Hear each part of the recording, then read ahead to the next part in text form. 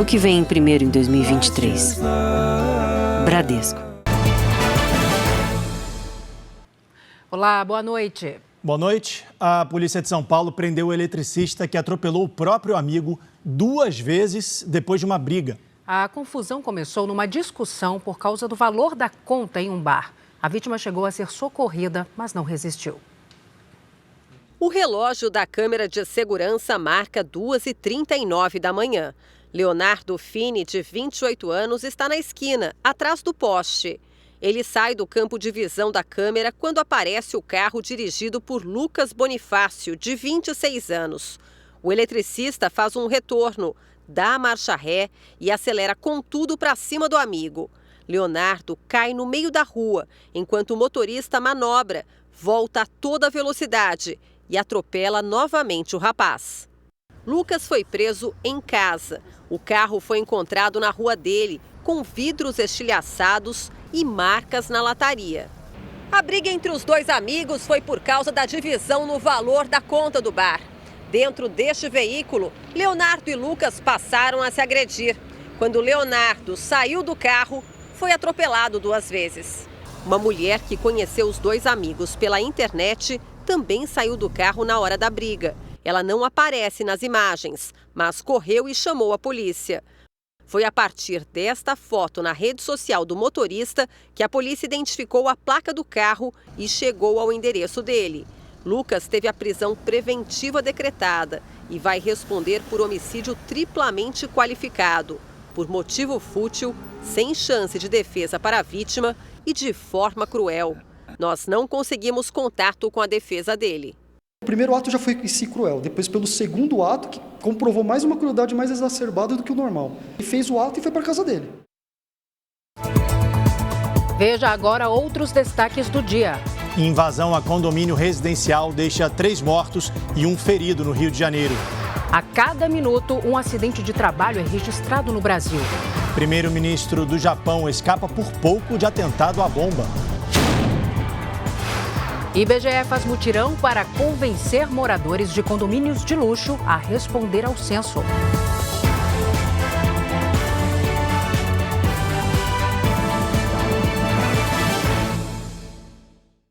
Oferecimento App Bradesco. Organize sua vida financeira com um único botão.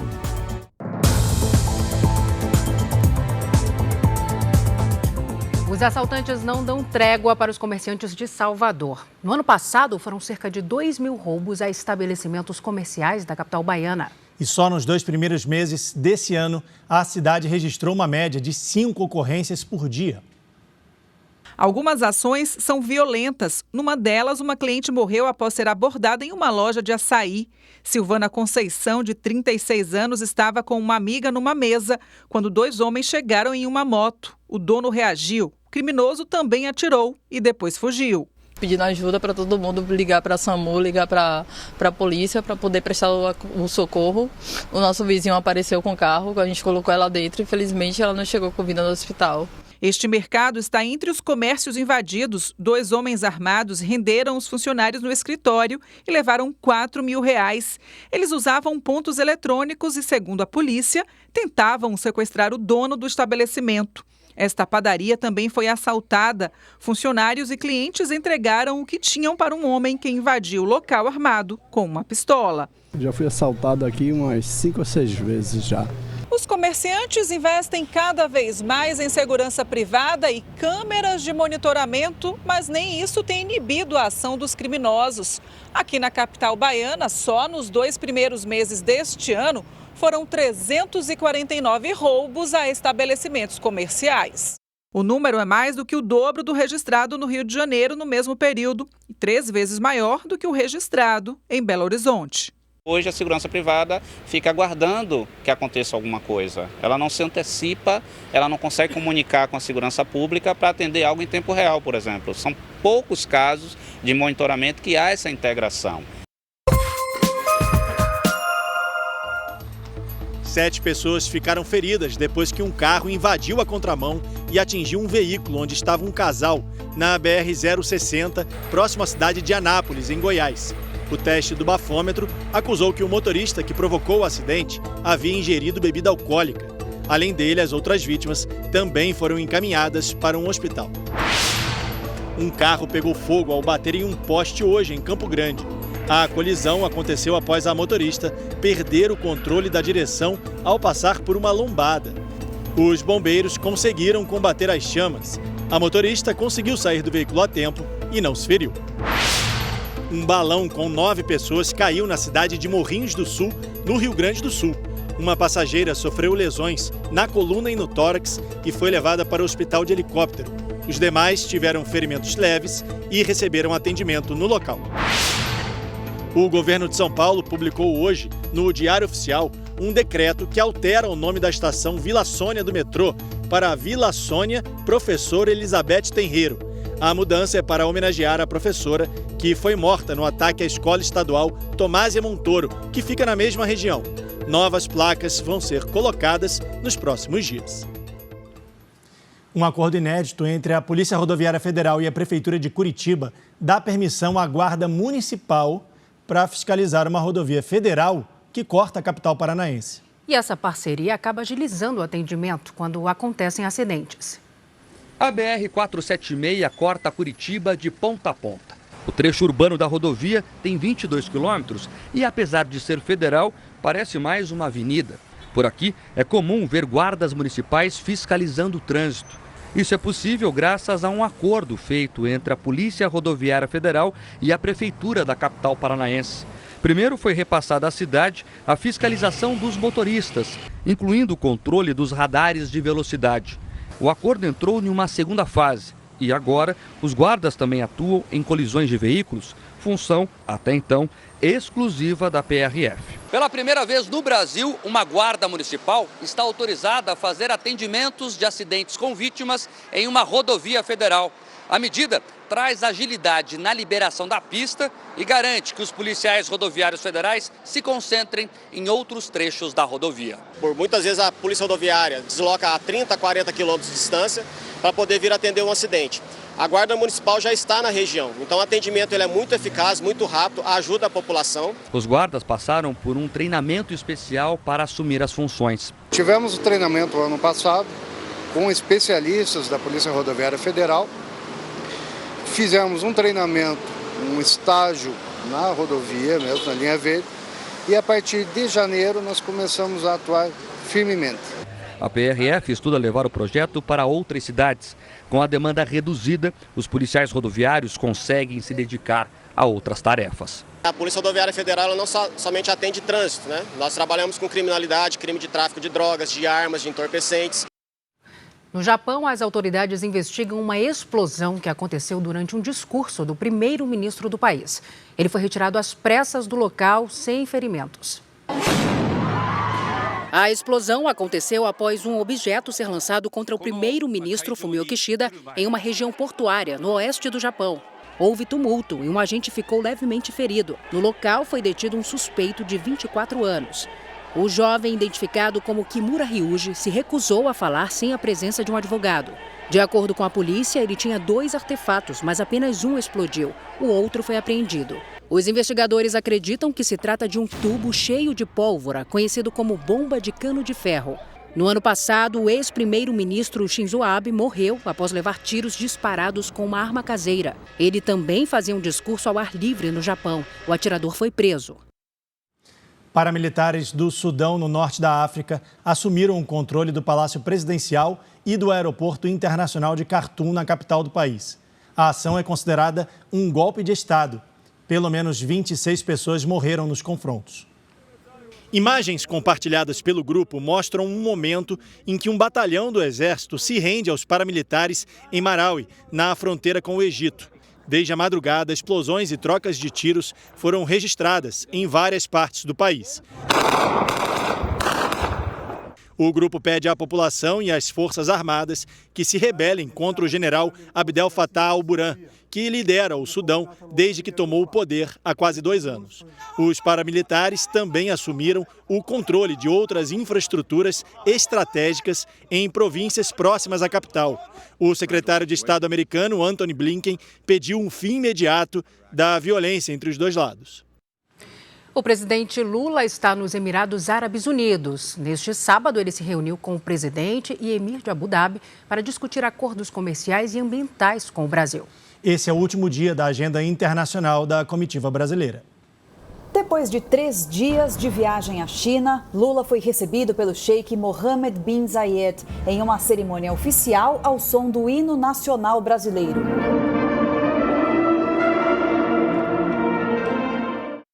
Os 2 chefes de Estado se reuniram no Palácio Presidencial para negociações bilaterais a portas fechadas. Entre os assuntos discutidos estão comércio, investimentos, transição energética, mudanças climáticas e segurança global. De acordo com o Itamaraty, o presidente brasileiro ainda reforçou cooperações nas áreas de esportes e inteligência artificial. Os Emirados Árabes são os maiores investidores do Oriente Médio no mercado brasileiro. No ano passado, o comércio entre os 2 países movimentou o equivalente a mais de 27 bilhões de reais. A agenda do presidente Lula em Abu Dhabi teve como focos as parcerias comerciais e o meio ambiente. Um dos acordos assinados prevê investimentos de 12 bilhões de reais em produção de energia renovável na Bahia. O retorno ao Brasil deve acontecer na manhã deste domingo. Cidades da Califórnia, nos Estados Unidos, têm usado uma metodologia que ganhou força na pandemia para rastrear as mortes por overdose. É a análise dos esgotos. Ao norte de São Francisco, técnicos tentam encontrar no esgoto o caminho para o combate às drogas. 2 vezes por semana são feitos testes com pequenas amostras coletadas no encanamento de residências, lojas e áreas industriais. Autoridades buscam vestígios de substâncias como metanfetaminas, cocaína e também de fentanil, uma droga até 100 vezes mais potente que a morfina. Os resultados podem traçar um mapa das regiões onde as drogas estão mais presentes. As mortes por overdose na região mais do que dobraram em 3 anos. Estamos perdendo um morador a cada 5 dias e o risco de morrer de overdose por aqui foi 10 vezes maior do que de morrer de Covid, explica o responsável pelo Departamento de Saúde Pública do Condado de Marin. Durante a pandemia, o mesmo método se mostrou eficaz no controle da Covid. Aqui nos Estados Unidos, o número de mortes por overdose de opioides chegou a 108 mil no ano passado. O uso do anestésico fentanil é uma das principais preocupações das autoridades americanas. Em 2010, o país registrou 2.600 mortes por overdose pelo medicamento. Em 6 anos, esse número passou de 19 mil. E em 2021 chegou a 72 mil mortes. O México é o principal fornecedor de opioides. Só no ano passado, a Polícia de Fronteira apreendeu fentanil suficiente para exterminar a população dos Estados Unidos. O Brasil registrou no ano passado mais de 1 acidente de trabalho por minuto. São 70 por hora. E esse, Salcio, é só o número contabilizado pelo INSS. Não inclui os trabalhadores informais nem os autônomos. Alex não tem força no lado esquerdo do corpo desde que sofreu um acidente enquanto trabalhava como operador de empilhadeira. Dando ré com uma carga, senti um estralinho na coluna, fiquei travado olhando para trás quase 6 meses. Uma hérnia na cervical. A segurança no trabalho ainda é um assunto pouco lembrado no Brasil. E a situação do trabalhador só vem piorando. De 2021 para 2022, o número de acidentes aumentou 7%. O Ministério Público do Trabalho faz este mês uma campanha de conscientização, chamada Abril Verde. Por os mais diferentes fatores, nós somos um dos países campeões no mundo, tanto em termos de acidente quanto em termos de doença, nas mais diferentes esferas. Por dia, 7 pessoas morrem em acidentes de trabalho no Brasil. E esses são só os números registrados pelo Observatório de Segurança e Saúde do Trabalho. Muitos acidentes não são nem notificados, especialmente entre trabalhadores informais, empregadas domésticas e autônomos. Isso porque essas notificações são feitas pelas empresas ao Instituto Nacional de Segurança Social, o INSS. E entre os trabalhadores de aplicativos, 77% não têm proteção do INSS em caso de doenças e acidentes. São números assim, tipo, em uma cidade grande como em São Paulo, você não ter registrado como acidente de trabalho, por exemplo, aplicativo de transporte, nem 10 acidentes por ano. Cuidar do funcionário é bom para a saúde da própria empresa. Nesta transportadora, o motorista está no centro de um moderno sistema de monitoramento. Cada caminhão tem 4 rastreadores que controlam a velocidade. Se alguém passa do limite, acende o alerta na central. Cada cabine tem ainda 3 câmeras e um detector de fadiga, que faz a leitura facial do motorista. Se ele estiver com sono, o alarme também soa. Além disso, ninguém aqui pode dirigir por mais de 8 horas. A empresa, que costumava ter um acidente grave por mês, há 2 anos não registra mais acidentes.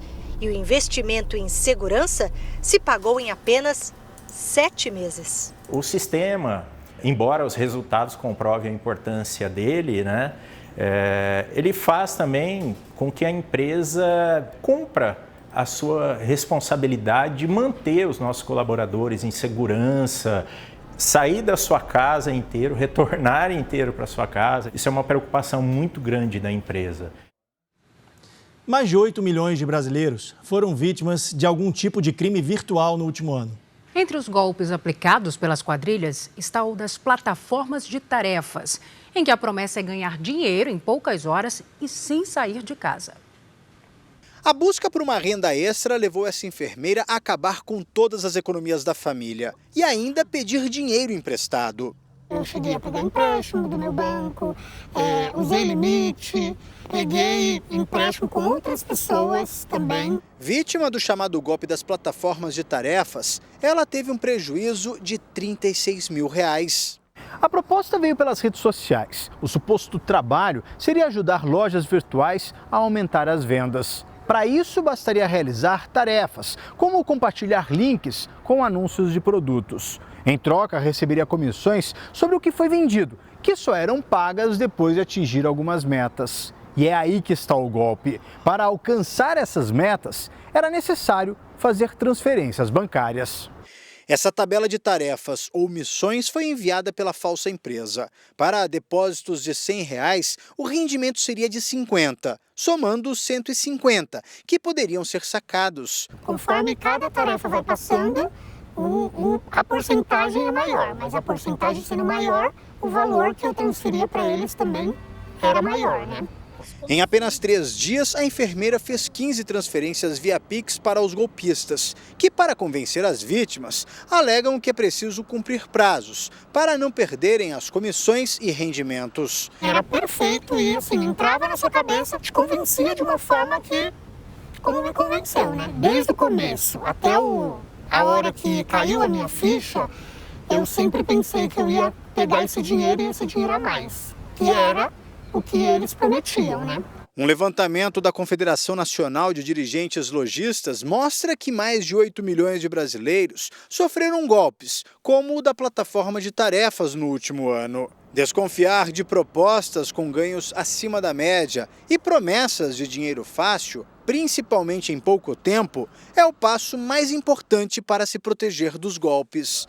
Para esse advogado especialista em crimes virtuais, quem foi vítima precisa denunciar, e o mais rápido possível. A vítima tem um prazo, e esse prazo é o prazo de representação. Se nada for feito nesse prazo de 6 meses, que é esse prazo de representação, no qual a vítima demonstra seu interesse de ver aquele golpista, aquele criminoso, punido, nada poderá ser feito contra ele. Não haverá investigação, não haverá ação penal, nada será feito contra esse golpista. Hoje fica a sensação de tristeza, de como que eu consegui cair nisso. E olha só, um aluno do ensino médio de Contagem, na região metropolitana de Belo Horizonte, está de malas prontas para os Estados Unidos. Ele ganhou, sabe, Salsi, uma bolsa integral de estudos para 2 das maiores universidades americanas. O detalhe é que é o primeiro integrante da família a cursar uma faculdade.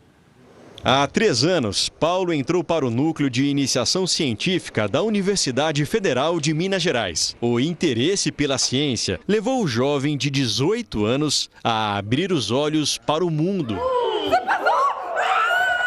Ele foi aprovado e recebeu bolsa integral de estudos nas universidades Johns Hopkins e Yale, nos Estados Unidos. Foi um senso de realização muito grande, de ver que toda essa dedicação à ciência e à educação pública causou algum impacto. Ele vai cursar engenharia biomédica, mas ainda não escolheu a universidade. O processo de seleção dos alunos bolsistas levou em conta as notas do ensino médio, as atividades extracurriculares e cartas de recomendação. Além disso, um trabalho desenvolvido pelo estudante aqui no laboratório foi determinante para a aceitação dele. Durante o período mais crítico da pandemia, Paulo participou de um grupo de pesquisa que criou um teste rápido para detectar a Covid-19. O resultado poderá ser transmitido para o sistema de saúde por um aplicativo de celular. Para os professores, a conquista do aluno serve de incentivo para os estudantes brasileiros. Quanto mais cedo os alunos aplicam a metodologia científica, mais chance eles têm de se tornarem grandes cientistas e contribuir para o país de uma maneira geral. Caçula de 4 irmãos, filho de pai caminhoneiro e de mãe cozinheira, Paulo é o primeiro da família a fazer faculdade. Fiquei muito feliz por ele, muito orgulhosa também, né? Eu espero levar toda a minha curiosidade, o meu interesse pelas pessoas, de liderar aí a pesquisa científica na área biomédica junto com os meus novos colegas. De pastor de ovelhas a rei. Essa é a trajetória surpreendente do homem que teve o desafio de unificar a nação de Israel. A partir desta segunda-feira, vamos acompanhar capítulos inéditos da superprodução Reis, que conta a história do rei Davi como você nunca viu. O jovem que cuidava de um rebanho, escolhido por Deus para ser rei. E que tempos depois passa a comandar uma grande nação.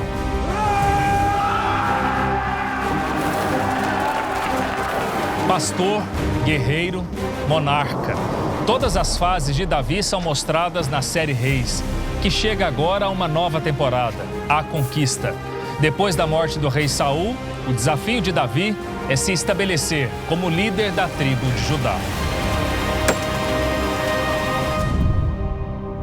A gente vê um Davi mais maduro em todos os sentidos, planejando novas alianças, novos contratos. Davi ele começa a se fortificar mesmo, né? Enquanto ser humano e enquanto rei. Ele é coroado rei de Judá. O que isso significa? Israel nessa época não é uma nação unificada como muitas vezes nós costumamos pensar. Nós temos as 12 tribos, é verdade, mas essas 12 tribos não estão unificadas. Num primeiro momento, Davi é apenas rei daquele território no sul. A família de Saul, né, a tribo de Saul, ainda pensa que não, que tem que ser o filho que sobreviveu, né, porque todo mundo morre, mas aí Isbosete sobrevive. Então Israel fica dividido. Enquanto Davi viver, meu reino sempre vai estar sob ameaça. Quero que você acabe com ele, Abner. Ele terminou uma temporada triste, depressivo, com muito medo de ser morto. Mas a 6ª temporada vem surpresas. Haverá conflito entre eles? Haverá muito conflitos, né? E Isbosete é uma pessoa insegura, não está preparado para a função. Ao seu lado, Davi vai contar com mais esposas. Um apoio ou uma distração do seu real propósito. Maaca é uma mulher bem destemida, obstinada, misteriosa, traz com ela alguns segredos. A Bital, ela é doce, ela é angelical, ela é delicada. E vão chegar novas esposas aí nessa relação de Davi. Vamos ver se ele vai dar conta de todo mundo, né? Que bom que você tá bem. Tudo em Hebron. 7 anos que ele fica ali e ele fica com 7 mulheres. Imagino que ele estava pensando assim, eu tenho que ter muitos filhos, muitos herdeiros, porque era assim que se via nessa época, né? Quanto mais filhos você tem, mais poder você tem. Mas ele gostava dessa questão de poder ter mulheres.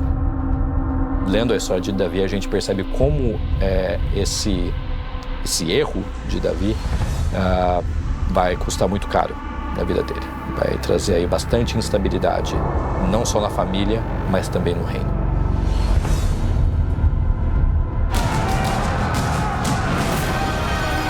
Reviravoltas tem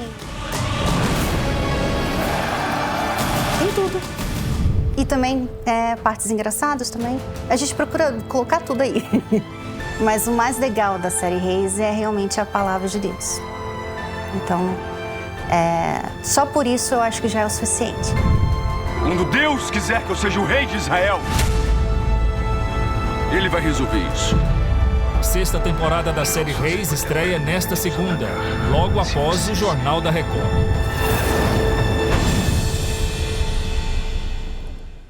Imperdível. E eu reforço aqui o convite. A nova temporada de Reis estreia nesta segunda-feira e você, claro, não pode perder. Para acompanhar todas as novidades dessa superprodução, acesse r7.com. Lá você encontra bastidores, fotos e vídeos exclusivos das gravações.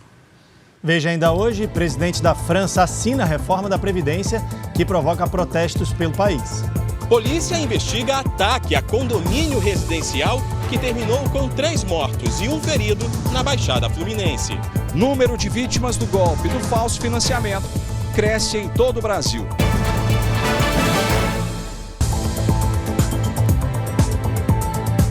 O governo federal criou um grupo de trabalho para desenvolver estudos técnicos sobre o Fundo de Financiamento ao Estudante do Ensino Superior, conhecido como FIES. O objetivo é melhorar e garantir a manutenção do programa. Hoje, mais de 2,5 milhões de estudantes estão na faculdade por causa do FIES.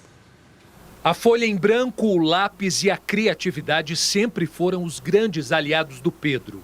Ele tem 25 anos e a facilidade para desenhar o ajudou a concluir o curso de arquitetura. Quando a gente entra, a gente pensa em uma coisa meio megalomaníaca, né? Quero construir um shopping, um hospital. Acaba que é um pouco mais restrito, mas você consegue muitas coisas assim, tipo, que você sonha. O sonho do diploma de nível superior veio graças ao Fundo do Financiamento ao Estudante do Ensino Superior, o FIES. O meu financiamento ele foi de 65%, né, no valor da mensalidade.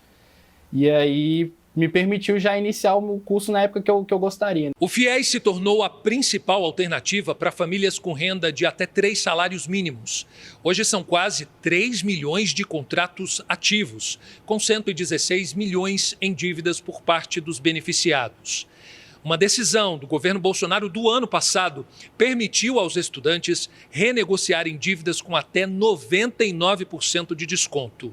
Neste ano, o Ministério da Educação criou um grupo técnico para reavaliar o programa e tornar o FIES mais sustentável financeiramente. Enquanto isso, todas as renegociações de dívidas dos estudantes foram suspensas pelo MEC. Para concorrer ao financiamento integral das mensalidades, além da renda familiar per capita de 3 salários mínimos, é preciso ter concluído o ensino médio, ter nota mínima de 450 pontos no Enem e não ter zerado a redação. Depois de conseguir a vaga no FIES, ele tem que se atentar à documentação que deve ser apresentada junto à faculdade. Esta semana, a Polícia Federal e a Controladoria Geral da União realizaram uma operação contra instituições de ensino que fraudavam o sistema do FIES. Segundo a CGU, os valores desviados pelas faculdades pagariam integralmente a formação de pelo menos 50 alunos em cursos com a duração de 5 anos. Mais de 21 milhões de reais em bens dos suspeitos foram bloqueados pela Justiça. Veja agora os destaques do próximo Domingo Espetacular. Na semana Pânico que uma ex-jogadora de vôlei é filmada agredindo um entregador. O Domingo Espetacular mostra a rotina de violência vivida por eles nas ruas. Ameaçando, falando que se fosse milícia ia puxar a arma lá para me dar um tiro.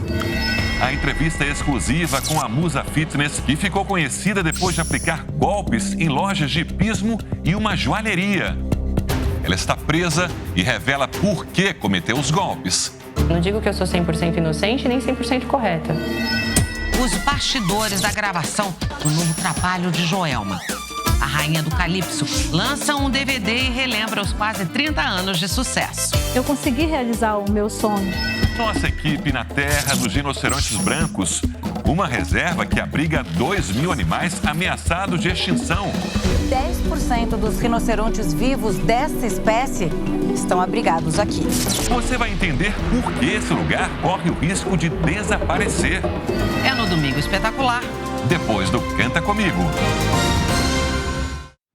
Veja a seguir, criminosos invadem salão de beleza e fazem clientes e funcionárias reféns em São Paulo. Até agora, mais de 5% dos brasileiros se recusaram a responder ao questionário do censo do IBGE. Mergulhadores do litoral de São Paulo registram raias e ajudam pesquisadores a mapear espécies ameaçadas de extinção.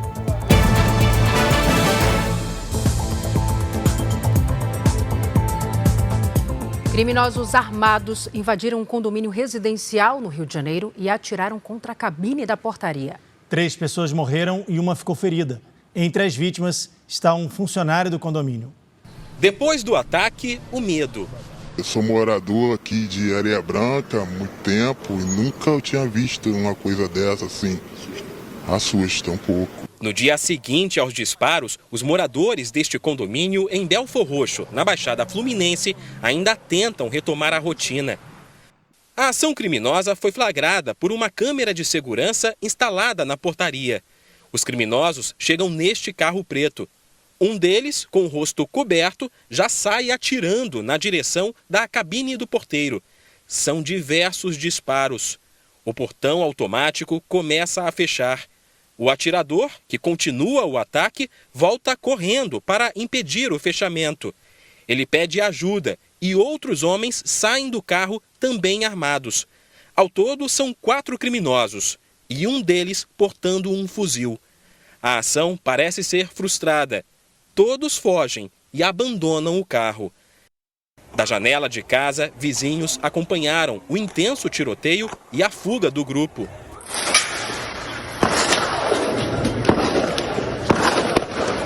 Segundo a polícia, o aposentado Gilberto Rego, de 58 anos, morreu no local.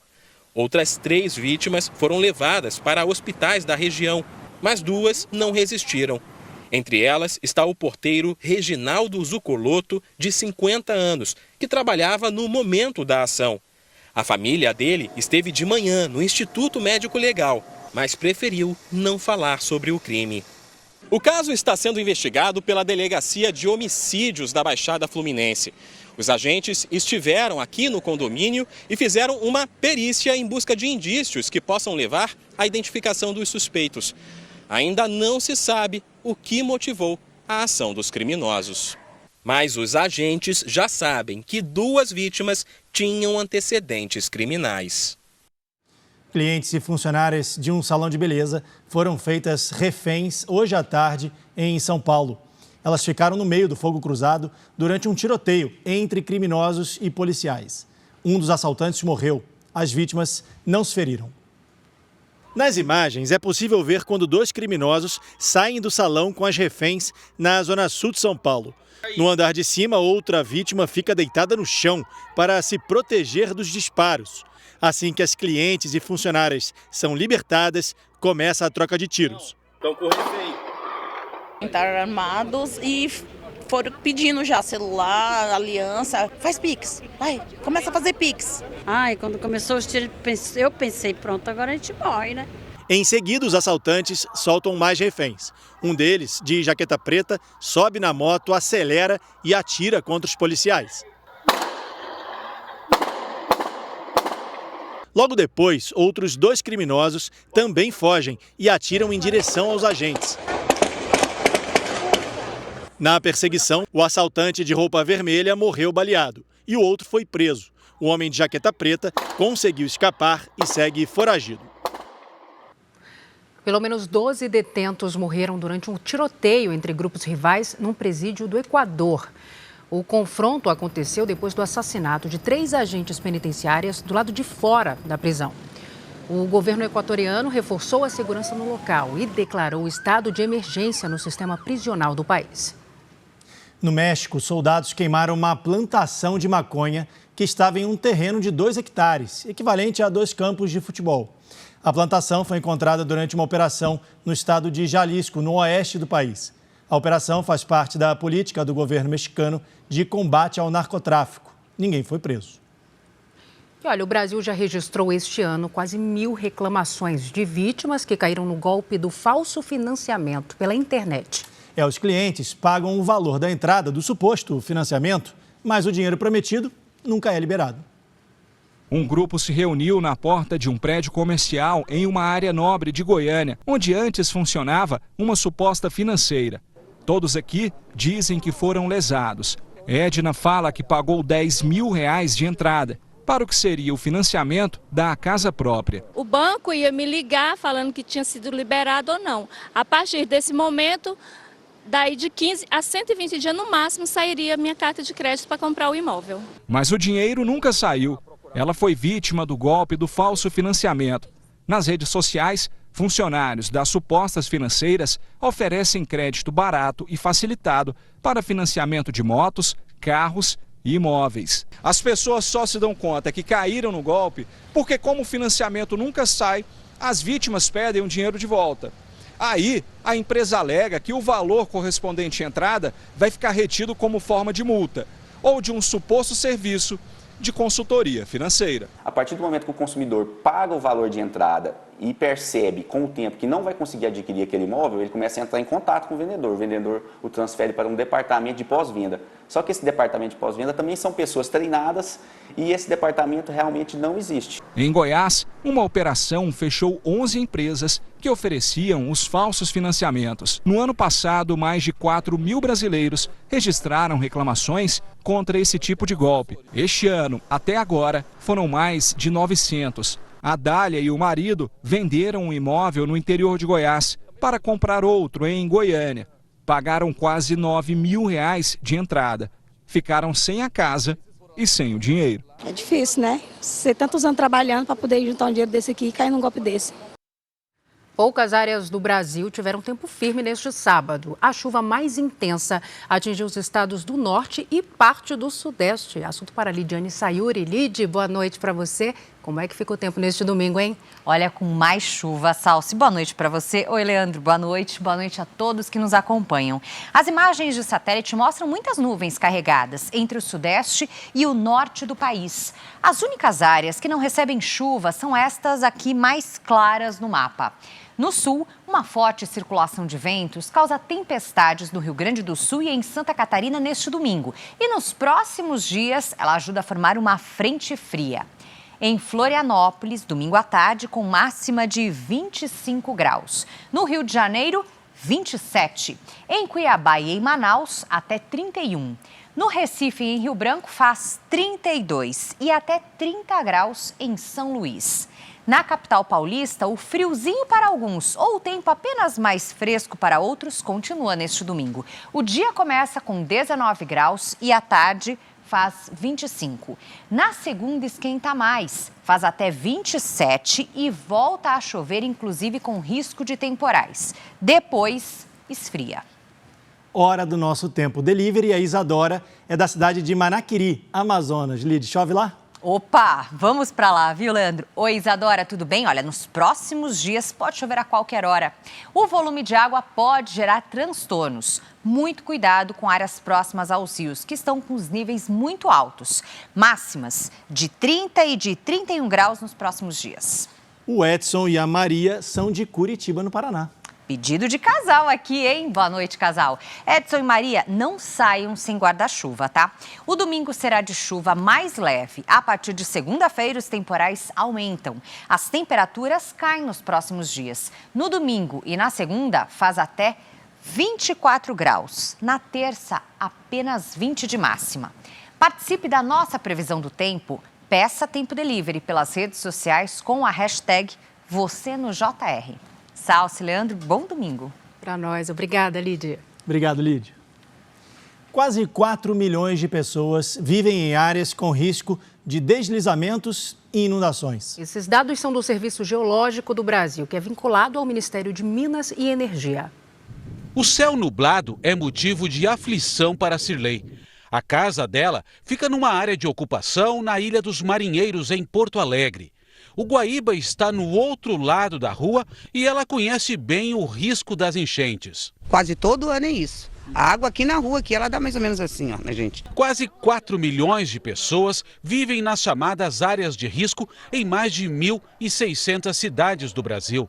São ocupações em morros e encostas ou às margens de rios e córregos. Santa Catarina, Espírito Santo, São Paulo e Rio Grande do Sul são os estados com mais áreas de risco.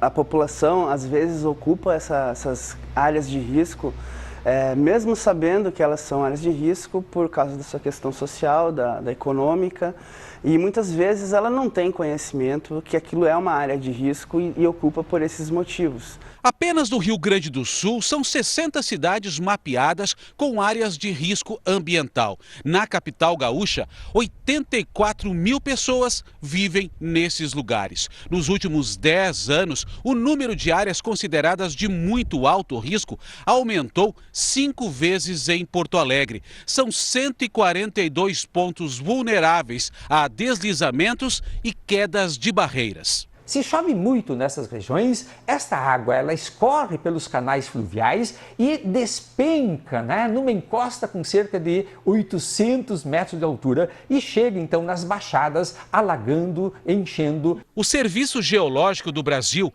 ligado ao governo federal, busca identificar essas áreas. Os trabalhos começaram em 2011, após a tragédia de Petrópolis, no Rio de Janeiro, que deixou mais de 900 mortos.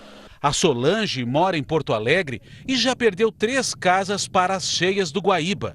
Mesmo assim, não pensa em sair de onde vive há mais de 30 anos. Chega nessa época, a gente espera. Mas eu não troco aqui por nada, porque a água vem e a água vai.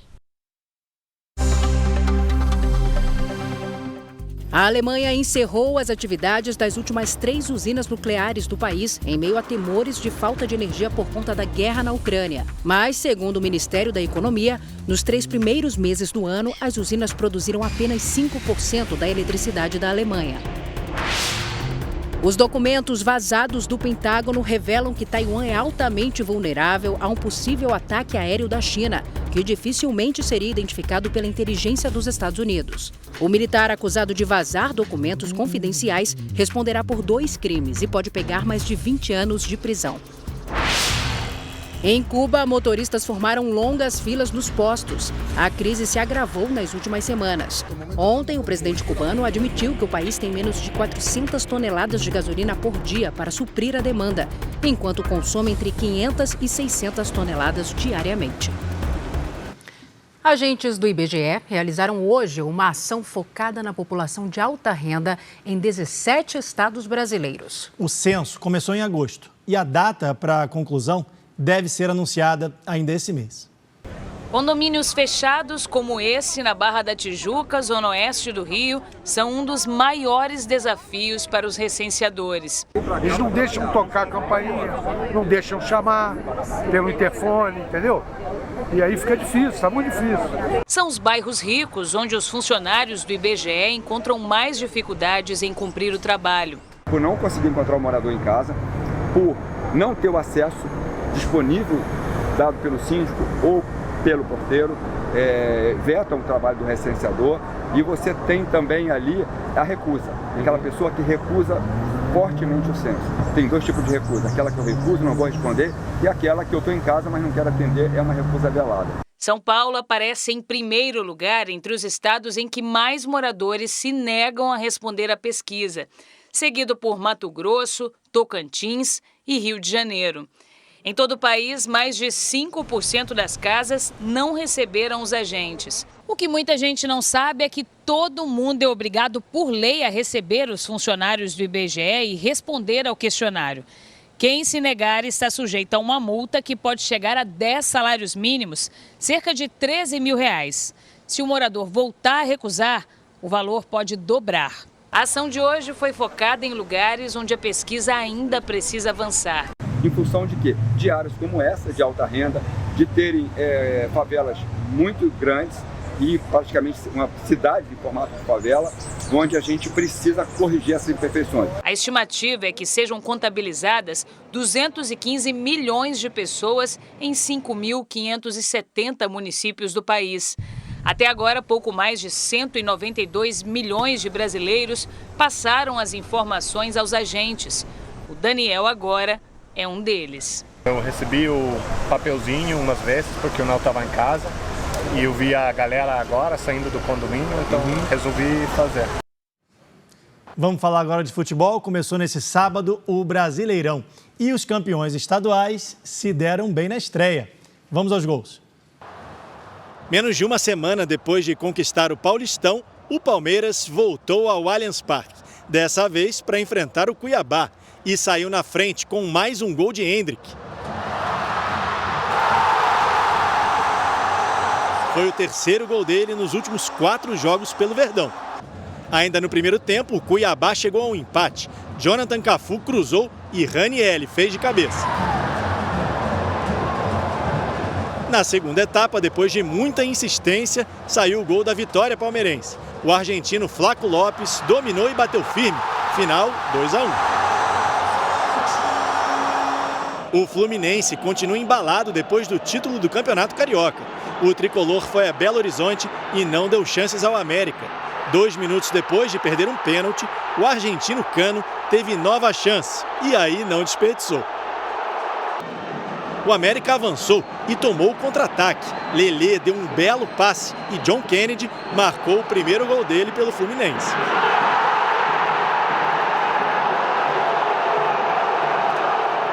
Pouco depois foi a vez do próprio Lelê resolver tudo sozinho e também marcar o primeiro dele com a camisa do Flu.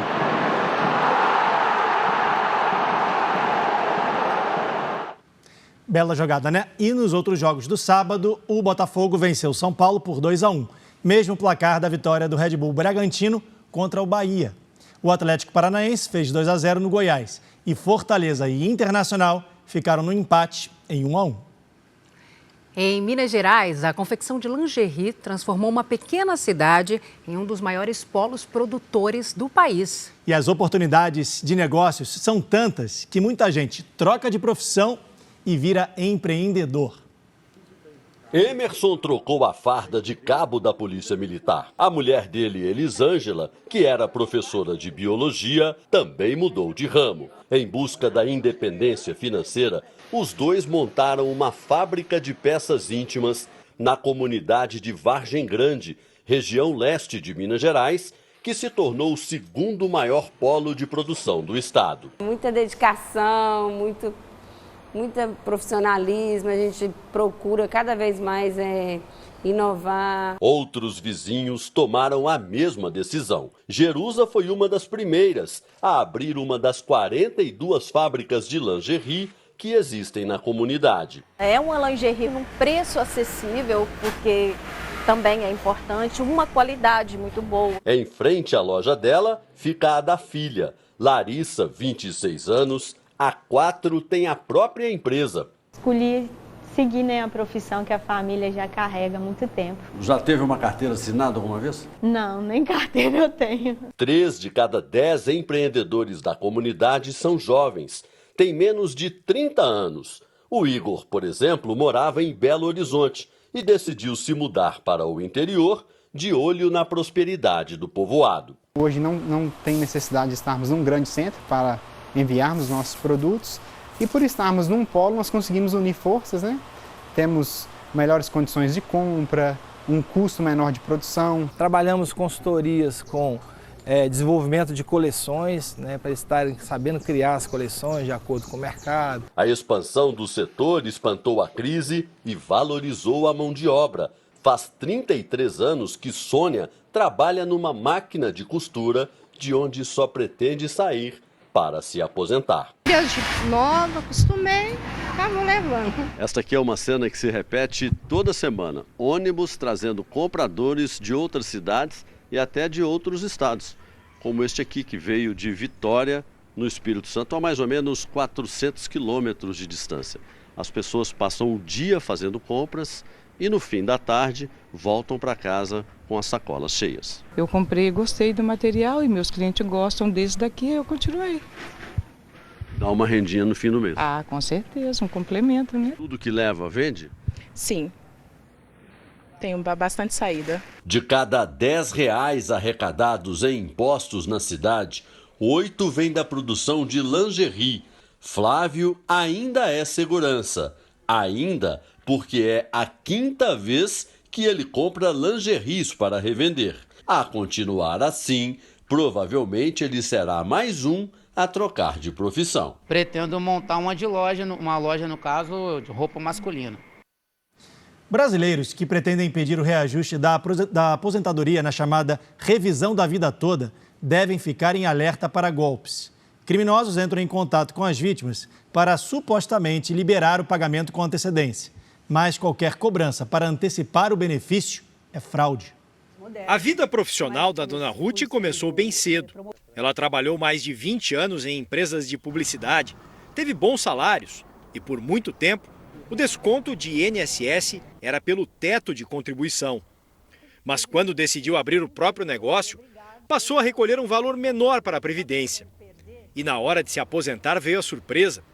O benefício ficou em apenas um salário mínimo. Eu não acreditava que fosse tão pouco. O que eu vivi até agora não tinha nada a ver com o que eu passei a receber pelo INSS. Isso aconteceu por causa de uma reforma na Previdência que criou em 1999 uma regra de transição para o cálculo dos benefícios, descartando as contribuições recolhidas antes de julho de 1994. Nesta semana, o Supremo Tribunal Federal publicou a decisão em que reconhece o direito à revisão dos valores. O novo cálculo pode ser pedido com uma ação na Justiça por aposentados que começaram a receber o benefício entre 29 de novembro de 1999 e 12 de novembro de 2019. Para quem já pediu a revisão ou vai entrar com uma ação na Justiça, é importante dar um alerta. A expectativa de receber logo o dinheiro pode fazer aposentados se tornarem vítimas de golpistas. São quadrilhas que enviam mensagens pelo celular ou cartas, prometendo liberar rapidamente o valor se a pessoa fizer antes o pagamento de uma taxa via Pix. Se você tem um valor a ser liberado, quem te deve é o INSS. Você não tem que pagar para liberar esse valor. Então não caiam porque isso é golpe. O advogado também ressalta que é preciso fazer as contas antes de pedir a revisão do benefício para saber se a mudança vale a pena. Procurar um especialista para que ele analise toda a documentação, sua carteira de trabalho, precisa fazer conversão de moeda, para ver se é vantajoso ou não. Fico alerta, né? Na França, o presidente Emmanuel Macron assinou o projeto de reforma da Previdência. A medida foi publicada durante a madrugada no Diário Oficial e se tornou lei.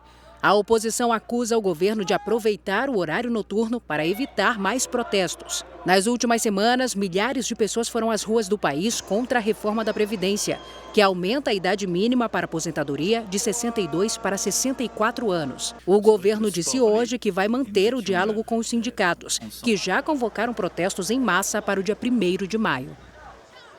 Cientistas da NASA se apressam para cumprir o prazo das próximas missões espaciais. Pois é, e na lista estão lançamentos para a Lua, Marte e até para Júpiter. 3, 2, 1... No laboratório de propulsão a jato em Pasadena, na Califórnia, os cientistas da NASA estão confiantes de que poderão trazer amostras do planeta Marte por volta de 2033, em uma cápsula. Elas serão colocadas dentro de conchas protetoras para evitar que se abram ao retornar à Terra. Para cumprir essa e outras missões, cientistas trabalham duro. Em outubro do ano que vem, haverá um lançamento a Júpiter. O objetivo é estudar o planeta e suas luas. Algumas que, inclusive, os cientistas acreditam ter oceanos congelados e possibilidade de vida. Segundo Robert Papalardo, cientista da missão chamada Europa Clipper, a jornada até Júpiter pode levar aproximadamente 5 anos e meio. Também em 2024, a NASA vai enviar uma equipe à Lua. Os nomes dos 4 astronautas que farão parte dessa missão foram revelados na semana passada. O traje espacial também já foi apresentado. Segundo o calendário da Agência Espacial Americana, só aqui na base de Cabo Canaveral, na Flórida, estão previstos 80 lançamentos esse ano. Daqui já partiram missões históricas como o Apollo 11, que levou o homem à Lua pela primeira vez em 1969. A 2.000 quilômetros daqui, no estado americano do Texas, a NASA criou um ambiente com uma impressora 3D que simula a vida em Marte. Uma equipe será exposta a situações semelhantes às atividades planejadas para futuras viagens ao planeta vermelho. Os participantes vão estar sob estresse regularmente, com restrições de água ou falhas de equipamento, e devem ficar no local isolados por 1 ano. Segundo a pesquisadora do programa, a agência americana quer verificar os desempenhos físico e mental dos voluntários. O local tem 160 metros quadrados. Nele há uma fazenda vertical para cultivo de vegetais, uma sala dedicada a procedimentos médicos e estações de trabalho. E no Japão, um brasileiro foi homenageado pela polícia por salvar a vida de uma estudante de 18 anos. Ele se arriscou entre os carros no meio da rua e parou o trânsito para salvar a jovem. Era uma tarde fria de inverno, na cidade de Shimotsuke, a 110 quilômetros de Tóquio. O brasileiro Jun Wada tinha hora marcada para ser atendido em um hospital. No caminho, se deparou com uma cena que mudaria sua vida. E é de uma jovem que estava prestes a se matar. O episódio aconteceu em frente a este hospital universitário. Jun tinha vindo fazer uma consulta médica. Só que naquele dia ele percebeu que tinha algo estranho acontecendo. Não foi mesmo, Jun? Escutei uma voz de uma menina chorando logo ali. A primeira reação do brasileiro foi ajudá-la. Ela correu aqui no meio da rua, depois ela foi na calçada, aí ela subiu ali na passarela. Com medo de que a jovem pulasse de uma altura de 5 metros, Jun imediatamente correu e parou os carros na pista. Enquanto isso, uma funcionária do hospital que acompanhava a cena alcançou a estudante. Aí a guardinha conseguiu segurar o braço dela. As correntes, nós seguramos assim. Aí na hora que eu segurei, ela soltou as pernas. Seguramos até a polícia chegar. A filha, Sakura, de 6 anos, exibe com orgulho as fotos do pai sendo homenageado pela polícia. Eu acho que dá. Eu acho que eu fiz o que devia fazer, né?